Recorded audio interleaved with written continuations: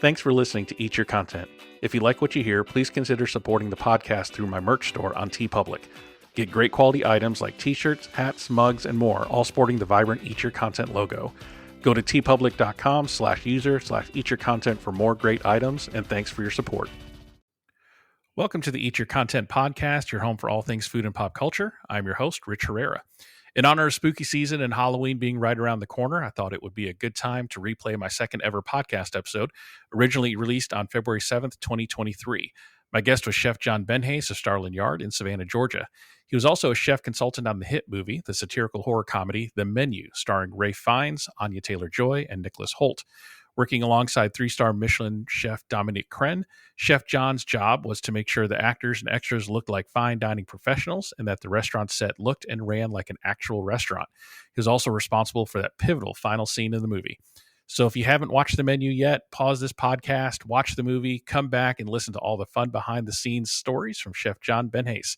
And make sure to like, follow, and subscribe to Eat Your Content on YouTube and everywhere you get your podcasts. Happy Halloween.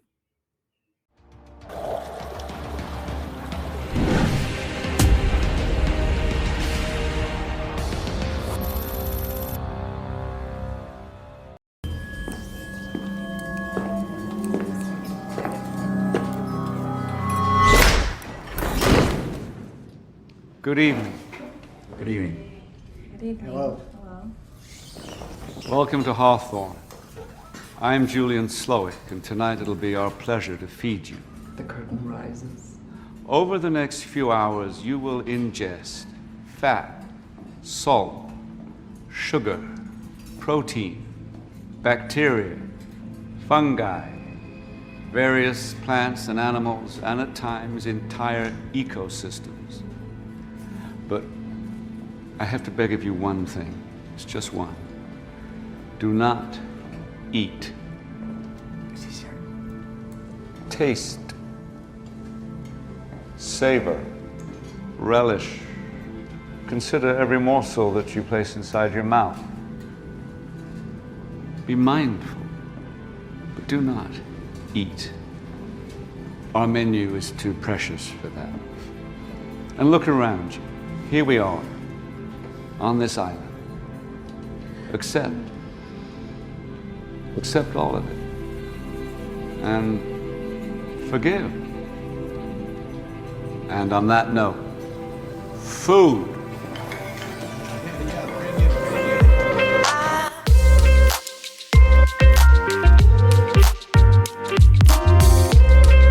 Welcome to the Eat Your Content podcast. I am your host, Rich Herrera, and we are a family here. We ferment, we liquefy, we spherify, we gel, all to make delicious for all of you. I'm so glad to have you all on, and we are going to be talking about The Menu. So The Menu is a movie that came out around November 22. Didn't hear a whole lot about it myself, and then it came out on HBO Max in January and is now available on digital Blu-ray and DVD as of January 17th. So it's getting a little bit more in the public consciousness. And I have with me as my guest for today, the Lord High Emperor of Sustenance himself, Chef John Benhase, who is a chef consultant on The Menu. Glad to have you on, Chef John.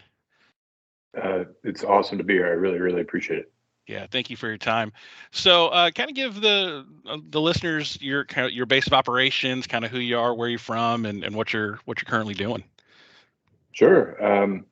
I am a chef and business owner in Savannah, Georgia. With three other partners, I own a place called Starland Yard, which is a big outdoor kind of food and beverage venue. Bunch of cool stuff happening there all the time. Got currently taking a short hiatus from professional cooking because I had a baby not long ago. So spending some time being a dad and doing some consulting and stuff like that, but trying to focus on and being very fortunate in the fact that I get to spend some time with my son, which is not something everybody gets to do, especially in our industry. So I'm very, very thankful for that. Yeah, congratulations. I saw it on your Instagram with the bouncing baby boy. Only thing on my Instagram, yeah. I know. It's like you have kids and your Instagram feed changes. So congratulations on that. From food to babies. That's right. So thank you again for your time and everything that you're doing. So, I'm from Savannah, Georgia, actually. Oh, right on. Yeah, I grew up there. Love Starland Yards. Been there a few times. So I love the setup and all the shipping containers. It's just a really cool spot. And Savannah, downtown Savannah is really lucky to have an area like that. So good job with that. Congratulations on Hey, that. we love it a lot, man. Awesome. So let's talk about the menu. So the menu's directed by Mark Mylod, and it's written by Seth Reese and Will Tracy, produced by Adam McKay. Just a cavalcade of stars in this movie. Have Ralph Fiennes as Chef Slowick, Anya Taylor-Joy as Margot, and Nicholas Hoult as Tyler, kind of the three main characters there. But really, the MVP for me, I think, was Hong Chow as Elsa. So good. Yeah. She was so great as the maitre d'. I mean, just putting the customers in their place throughout the whole movie. And really, honestly, there's no good guys in this movie. I don't think it's kind of a dark comedic satire. I almost equate it as if you cross Chef's Table with Black Mirror. You kind of get the menu. Yeah. So it's a really great satire movie. I watched it multiple times now. One couple times to prepare for this, but just out of my sheer enjoyment of the film. So, kind of talking through the movie itself. How did you initially get involved? How did they reach out to you, and how did you get involved in it? That's a great question. I'm still not 100% sure, but I have a really wonderful friend who spent a long time working at SCAD, and I think they reached out to SCAD and her trying to find a local chef to kind of, Dominique Crenn and her crew, designed the food for the menu. But then they needed somebody to come in and kind of be the kind of authenticity and kind of actor coach in terms of making sure everything looked really real, and the actors, director, writers, had the tools they needed to make this thing look legit. So Betsy, who's the executive producer with Adam McKay, called me, and then it was kind of a 2 days later I was on set, and it was a really, really quick and a crash course in learning how films are made. But really, really cool. Yeah. So have you worked on any films before this one, or is this your first? No, not at all. Yeah, this is it. What was kind of when you kind of see how the sausage is made, so to speak? What were some things that were kind of shocking to you, or interesting when you're looking at movie making? I thought it was all really interesting, to be honest. I'm a huge film and movie buff anyway, and so for me, so many people there are kind of nerding out on the food, and I'm nerding out on what they're doing, Right. because it's so cool seeing all these people with these really specific jobs who are just kind of masters of these very specific crafts. And I was very fortunate that the first and maybe only movie that I got to work on was such a collaborative, really positive set. So, I was able to come right in and, ask questions, but also be asked questions, and be able to kind of insert myself in terms of giving feedback, and, coaching and stuff like that. And it was never, ever met with pushback or, stay in your lane or any of that stuff. So that made it an easy transition while I was getting my feet wet. And then, after a week or so, it felt really natural. And now I've made some, lifelong friends from that experience, and got to work with some really incredible people. That's awesome. Now it was a relatively quick shoot, right? About 8 weeks. In the restaurant itself, which, as you know, is most of the film, was I think right at 8 weeks. Okay. And then there was some stuff in terms of filming on Tybee and Jekyll Island, and some of the outdoor stuff, or and then post second unit stuff in terms of getting some of those hero more chef's table shots on some of the dishes and stuff like that, which they did with David Gleb in LA. But Yeah. yeah, it was pretty quick for me. It didn't feel quick because I was there every single day. But it was really cool. Yeah.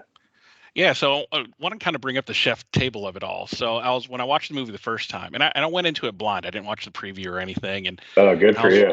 I was watching. I was like, man, this looks a lot like Chef's Table. And so after the first initial viewing, I started Googling it, and I didn't realize that David Gelb was the second unit director on this movie. Yeah. Hence why it looks like Chef's Table.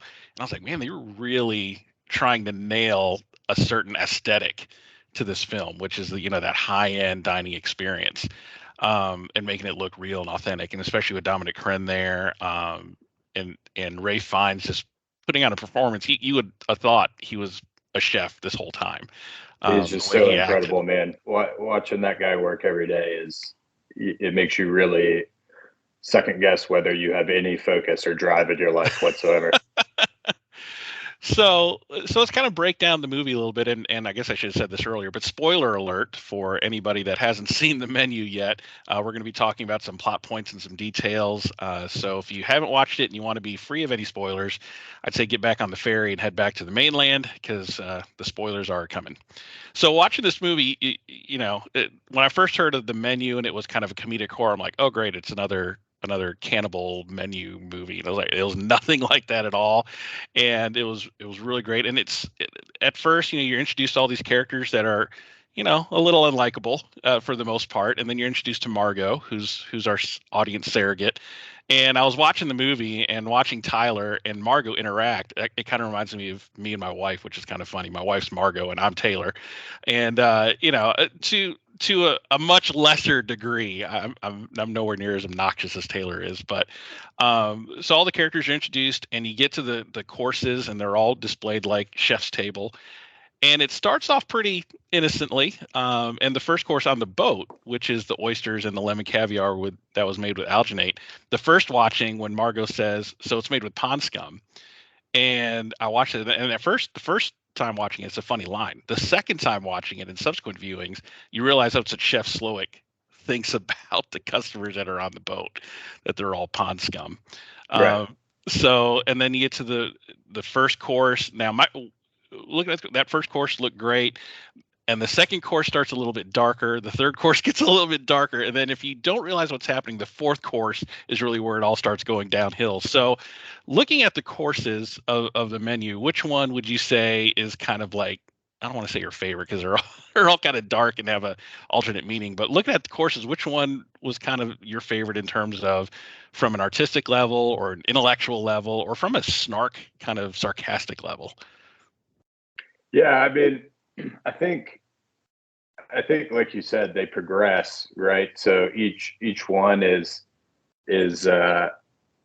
got so much undertone to it and so much kind of tongue in cheek kind of aspect to it. But at the same time, I think with the way Dominique and Juan and Nick, like how they designed each dish, they're very intentional with making it beautiful, and even like, tasting good, but it's still just like kind of like soulless food, right? Like there's no love in any of that food. And that, that's obviously so different from how they cook at their restaurant, even though it is a 3 Michelin star spot. Their food is still so beautiful and nuanced and delicate, and this food is too, but it's also like does that, like, do you even want to eat it? So I think for me the course that I most wanted to eat was actually the ladies only course, the crab with the kasabushi, like that was a really cool, and the fermented whey with the crab, like that's a really cool dish. The one with the emojis. Yeah, with the emojis. With the emojis. So, that one flies under the radar a little bit, but for me that was probably the coolest dish from just kind of a culinary nerd out point of view. Right. But the chicken thigh with the scissors is pretty spectacular in terms of visual, and I think it's so intertwined with the plot and so intertwined with how the guests and the kitchen are interacting with what's going on, that I think each dish has its own kind of special place. Yeah, speaking of that chicken thigh dish, just to talk about how much storytelling goes into the enjoyment of the meal. So when it's presented, I'm like, oh my gosh, that looks so good. I want to eat it. And then he's telling the story, and I'm like, I don't want to eat it anymore. Right. It's so horrible of a memory. It's with his mom being a drunk and his dad being a worse drunk, and the dad, trying to kill the mom back when he was a kid for Taco Tuesday. Oh, that's like, dang, that is dark, and I don't want to eat that chicken anymore. But it looks so good. He says it so casually as well. And it's just like, oh, Taco Tuesday. Taco Tuesday. And yeah, it's so casually, and he so flippantly tells the story. It's you kind of see how far gone he's gone as a person in terms of his outlook on life and everything else. I think for me, my favorite course, because I'm kind of a snarky, sarcastic person, was that breadless bread course. And the way he described it was, you are not the common man. Bread is for common people. You are not common people, so therefore you get no bread. So it's funny that Margot instantly recognized that this guy's insulting all of you, and you're just taking it, and you don't see that he's insulting you. You're too self-absorbed in being there and paying $1,250 a person, that you don't see that this chef is literally insulting you. And that breadless bread course, to me, was, from an intellectual level, was hilarious. I don't know how many times I laughed and rewound that scene just to hear him describe it and tell that story. Just one of my favorite parts of the movie is well, pretty much anything John Leguizamo does, but him being like, all this shit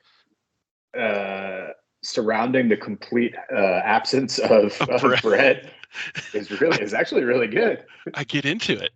Yeah. And speaking of kind of John Leguizamo, when we talk about all the different characters, you have the tech bros that are instantly unlikable, and then you have the Lillian Bloom, the restaurant critic that kind of thrives on shutting down restaurants, and her yes man of an editor that just kind of eggs her on. The Liebermans that just go because they got money to spend but don't care either way. It's them going to Hawthorne was like us going to McDonald's or something like that. It just doesn't matter to them. Yeah. But John Leguizamo, I kind of felt bad for him. His character, he's there because Chef Slowick had a day off and he just hated his movie.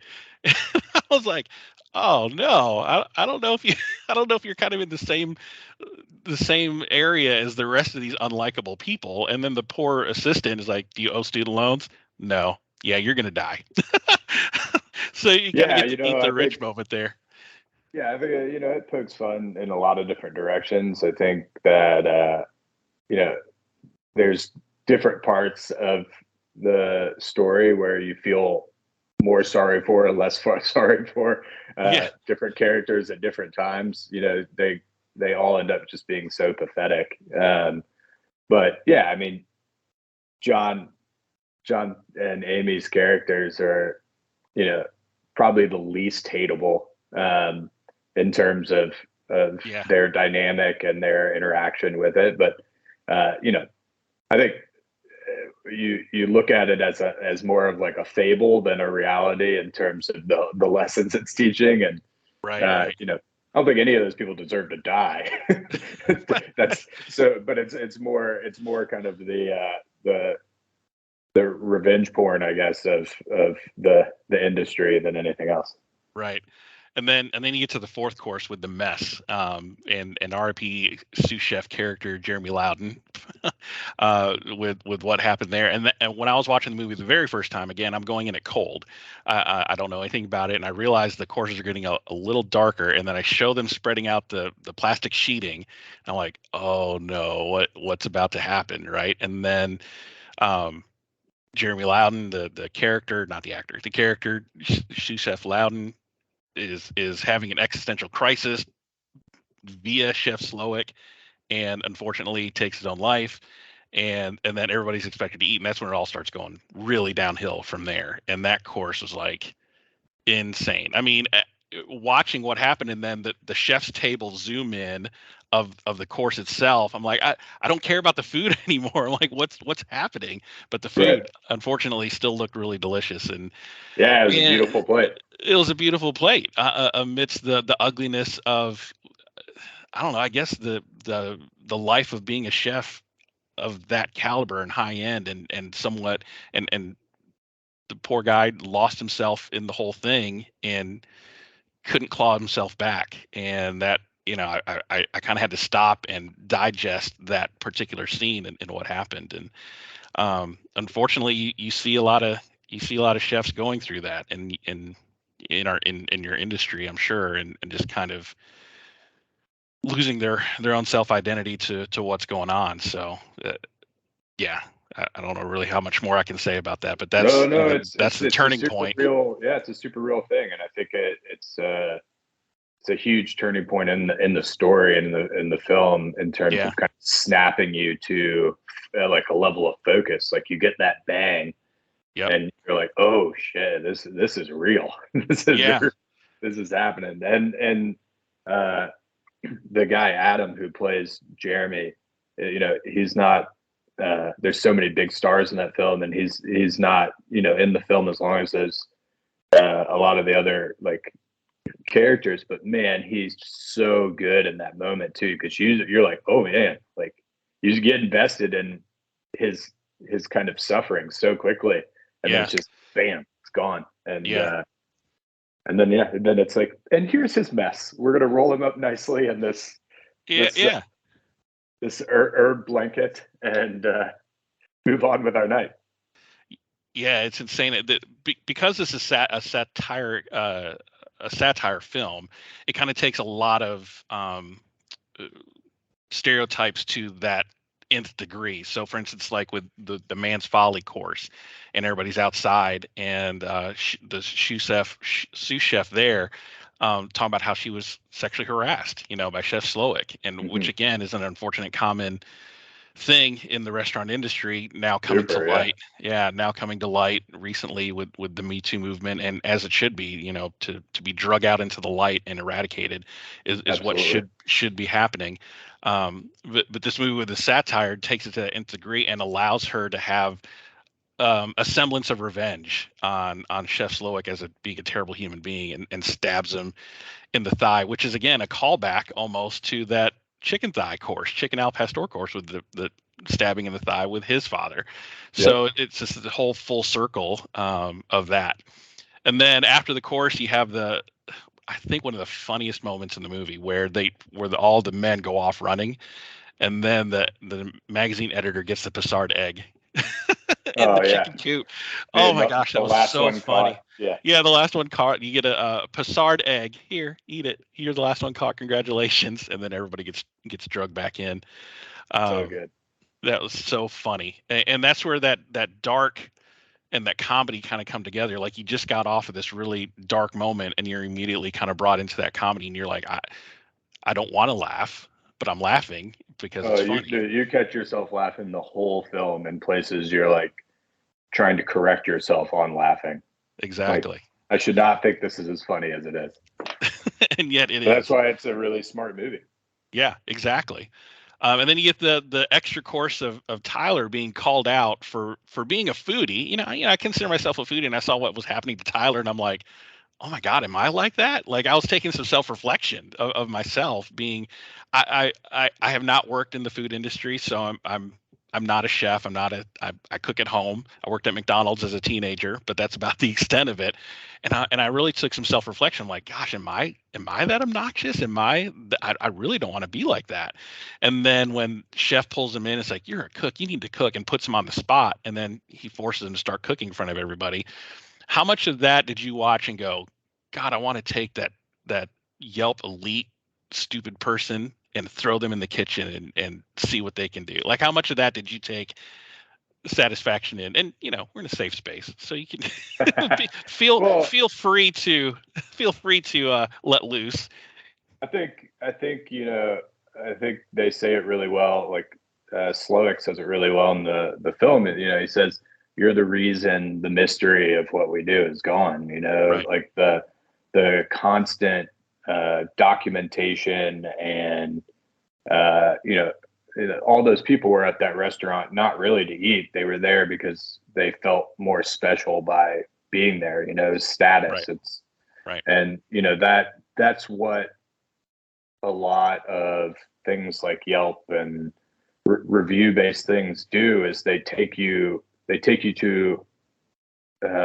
out of just being in a space and experiencing it and more into kind of the analytical you know, poking holes in it. You know, I don't know, you know, when I go out to eat, it's challenging sometimes because when you've been working in restaurants and stuff for as long as you can, you notice everything, right? Right. It's just how it is. So you know, I'm just happy to be out most of the time. You know what I mean? So, you know, on the other side of that, people go out to eat all the time and don't really view it as special anymore. It's more just, you know, becoming a part of their identity. And part of that identity is, you know, picking apart every ingredient. And it's like, sometimes just enjoy it. Like, Yeah. I think, and that's a big part of kind of an overarching cultural thing in our society, not just in restaurants and stuff like, you know, as a microcosm. It's more, very few of us can do stuff without our phones, without our, you know, without our kind of social media interaction, and instead of just like you're on an island at the coolest restaurant in the world, man, just have fun, Just like enjoy the moment. yeah. So you know, again, Tyler deserved to die more than anything because of what he did to Margot. Yeah, I think ultimately he's the one who deserved to die the most out of everybody. But yeah, I agree with you there. I mean, he knew exactly what was going on and brought somebody there knowing they would die.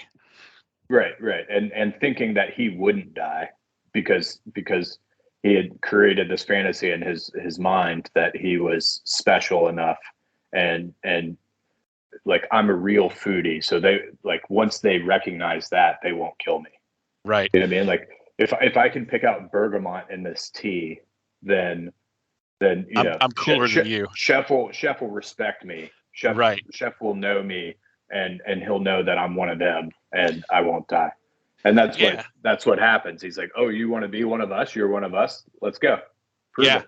Exactly. And you know, this film just skewers everyone. It leaves no one untouched in terms of the archetypes that you come across in a restaurant, even the foodies, you know, that I consider myself to be part of. And so you talk about that he thinks he's better than everybody else. I don't know how many stories from chef friends that I hear about of Twitter elites or not Twitter elites, Yelp elites coming in thinking they're somebody and demanding, like, you know, free food, or I'm going to give you a bad review, or something like that. And those are the Tylers of the world that you just kind of want to, put a chef's coat on them and stick them in the kitchen and see what they can do. It's all entitlement. You know, that's our biggest thing, is thinking that we deserve everything all the time. Exactly. And, you know, I grew up in a way that if we were going out to dinner in any capacity, even if it was McDonald's or whatever, then that was a big deal. You know what I mean? And you thanked your parents afterwards, and you know what I mean? Like, it wasn't just expected that you could drop $1,200 on a dinner that you weren't even really thankful for. You know what I mean? Or so I think just the level of, like, from a consumer standpoint, of just thinking that you deserve everything is the problem. You know, ultimately it is customer service. So the chefs and stuff, like, we are there to serve you, and you know, you should cook food that people want to eat. You shouldn't cook food for yourself. You should cook food that people are going to love. And you know, that's part of what Slowick was doing too, was cooking food for himself, not for the people. Yeah. But yeah, that's why I love the film, is it pokes fun in pretty much every direction. It's not Yeah. just the guests. It's also making fun of fine dining. It's also making fun of obsession, all of those things. Absolutely.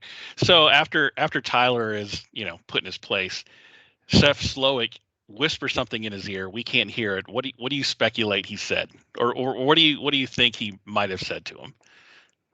Have you thought about that?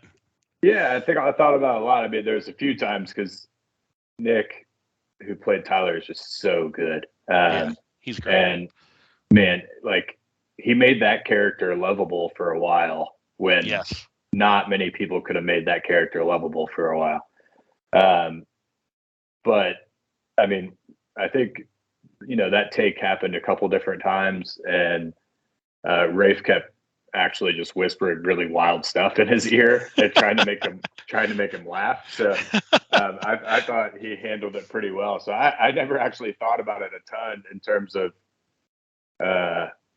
what Slowick would have said, because I was more focused on knowing that Rafe was saying wild stuff in his ear, and that we were all just trying not to laugh. So he's trying Nick's trying not to break character, right? Exactly. That's hilarious. So after all that, we're getting towards the end of the course, and then Margot, finally, Margot's the only one that's really calling Slowick out on his crap, right? And finally, she figures out what it is that brought him joy during a moment where she's sent out to go get a barrel for the dessert course, runs into his house calling for help, but finds one picture of Slowick where he's smiling, and it's when he was cooking a burger back when he was starting out. So towards the end, she's trying to figure out, how do I get out of this? His origin story. His origin story, right? So she's figuring out, how am I going to get out of this? How can I get everybody out of this so we all don't die? And she finally, right at the end, calls him out and says, you don't cook with love, you cook out of obsession, and I'm still starving. And then, being, like you were saying, in the service industry, so it's like, well, I don't want you hungry. What do you want? And she says a cheeseburger, and I don't think you can make it, knowing that this is what brought him joy. And you almost see the light bulb switch in Slowick's mind of when he hears a cheeseburger, of making the cheeseburger. So now we get to the part that you are somewhat have become famous for, and I don't think I've ever seen a sandwich made so well since Jon Favreau made a grilled cheese sandwich in that movie Chef. I don't know if you've ever seen that clip. Oh, yeah, that's beautiful. It's a beautiful shot. But then Ralph Fiennes makes the cheeseburger in quotes, and it all, that scene goes out the window. So let's talk about that process. So now the cheeseburger was always in the script, right? It wasn't a different thing before, and then people changed their mind and made it a cheeseburger. It was always in the script, right? Yeah, it was always there, and it was again, it was a really cool, open and collaborative set. So I'm sitting there, and the two writers are sitting there talking about what should the cheeseburger be with each other, and I was like, "Hello, I got a great cheeseburger. Maybe maybe this would be a good fit." And they're like, "Oh yeah, so what's your perfect cheeseburger?" And so I kind of walked them through the whole process and talked to them about it, and they were like, "Yeah, that's exactly what we want. Let's do it. Let's try it." So it was cool. I mean, I got to make that burger for Dominique Crenn and Ralph Fiennes in the middle of a warehouse on a electric griddle. And if you have never felt pressure in your life, that is a way to put a lot of pressure on yourself. Right. It's cooking a burger for Ralph Fiennes and Dominique Crenn. So it looked great, and it's a killer cheeseburger. And so then it became the burger, and Rafe, made it look really, really sexy.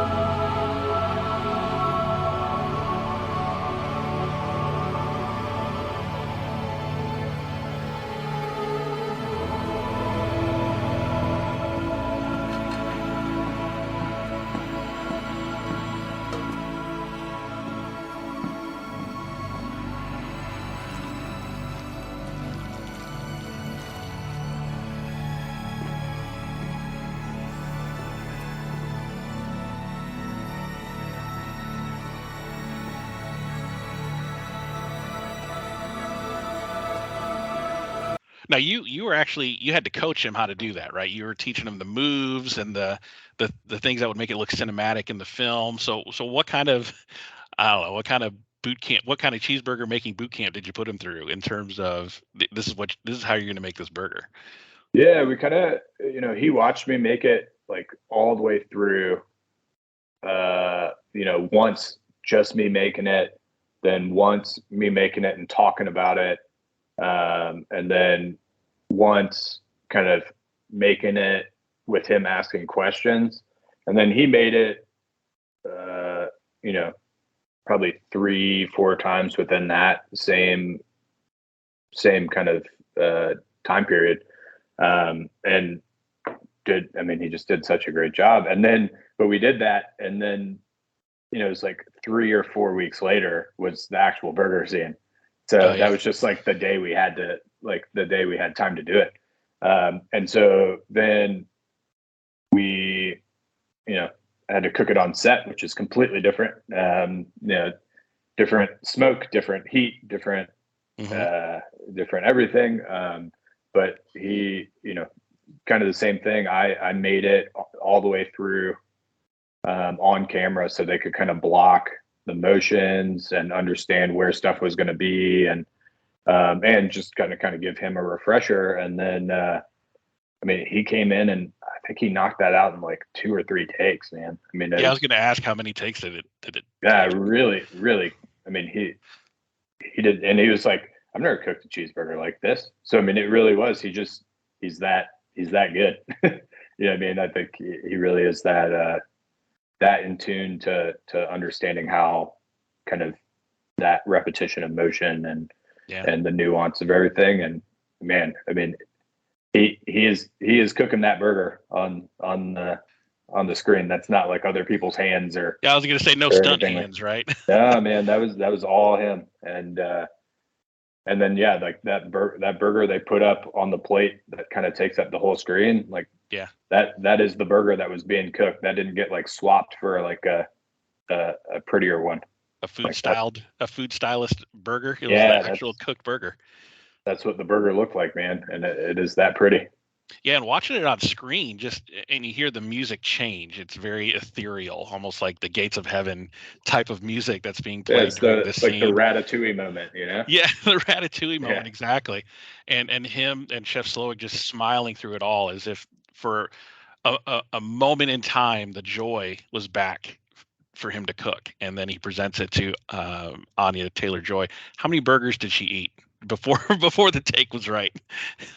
It was only a couple. Really for that one, it's just like one big bite. So, she is very much vegetarian. So the one she's biting is actually not beef. Oh, really? Hers was a Beyond Burger. Oh, well, it looked pretty impressive still. I think that was like the food stylist team,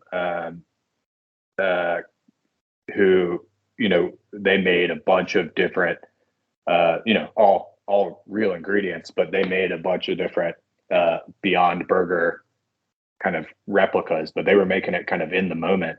So it was still hot and still milty and all that stuff. And then, but I think it was only a couple takes, but she, did that big bite. And, that's a cheeseburger. Yeah, exactly. And then the joy comes back, and then she asked the pivotal question, can I get this to go? And there's that moment in time where you wonder, is he going to let her go or not? Yeah, smart move, right?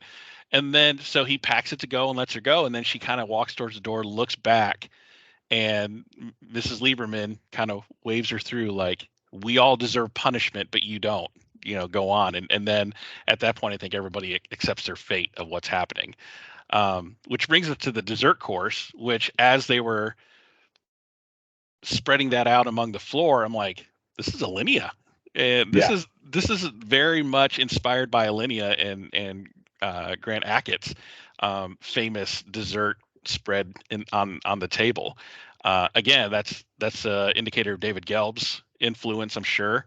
Were you there for that, to kind of see all that being spread out? So, no, that was I spent a lot of time on that. So David Gleb didn't come in but he was only second unit, so he actually didn't even get hired for this stuff till we were done shooting.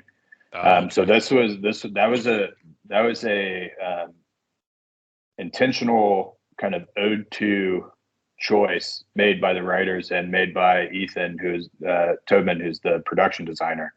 But yeah, so that scene was wild.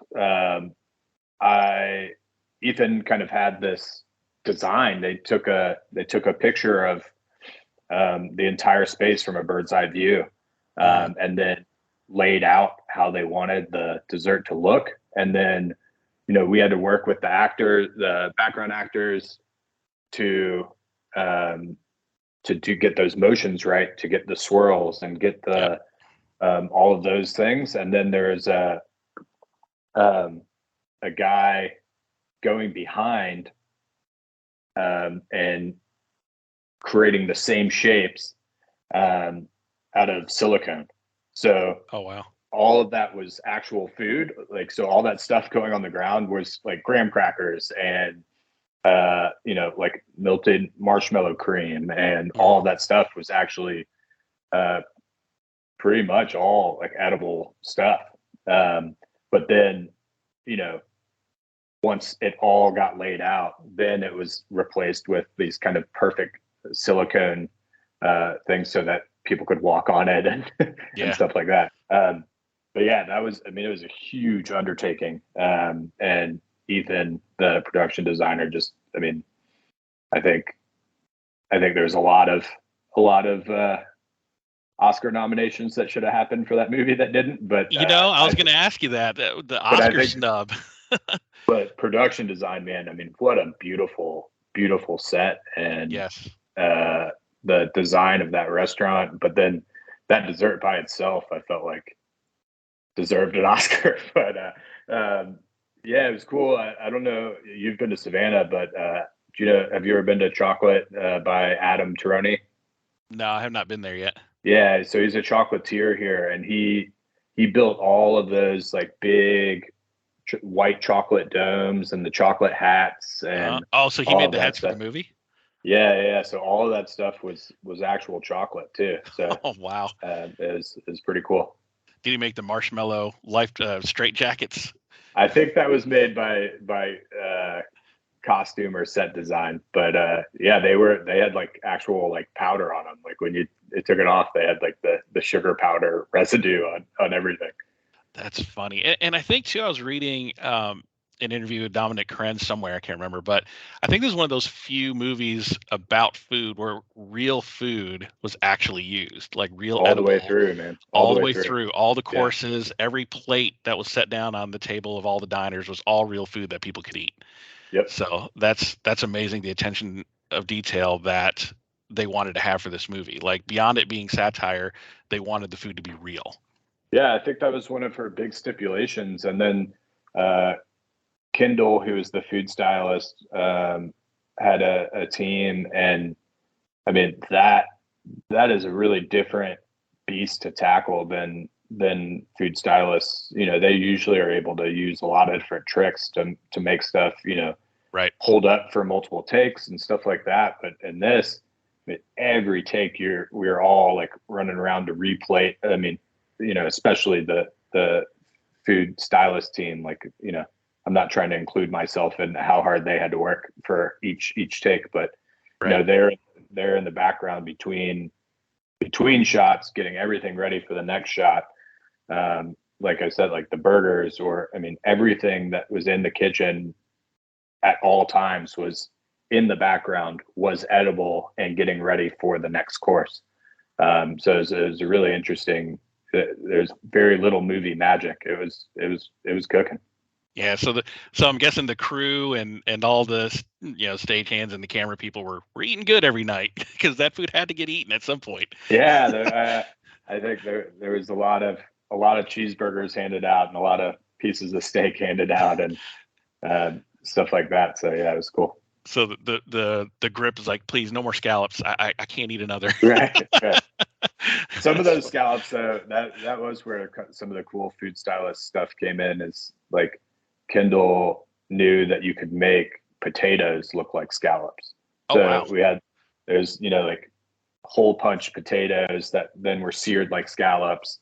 So a raw scallop sitting on set for a few different hours, when people were taking bites of it, it would be a scallop, but otherwise it was still very much edible and seasoned and everything, but it was potato. Oh, that's funny.